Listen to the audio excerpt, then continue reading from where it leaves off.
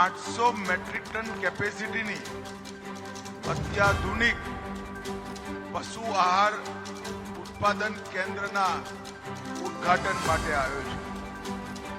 અહીં આવતા પહેલા મેં 9 અલગ અલગ પ્રકારના દરેક તાલુકામાંથી એક એવી દૂધ ઉત્પાદક બહેનો જોડે વાતચીત કરી। કોઈની જોડે જરાય જમીન નથી, કોઈ ગૌશાળામાં ગાયોમાંથી દૂધ ભરતા હતા, કોકની જોડે 20 એકર જમીન, એમાંથી 2 એકર ચારા માટે વાપરે, કોઈની જોડે 3 એકર જમીન, અડધો વીઘો ચારો કરી ગાયો ભેંસો પાળે, પણ બધાએ એક વાત સ્વીકારી કે મેં સન્માનપૂર્વક જીવી શકીએ છીએ, તેનું કારણ સાબર ડેરી અને એનો દૂધનો વેપાર છે।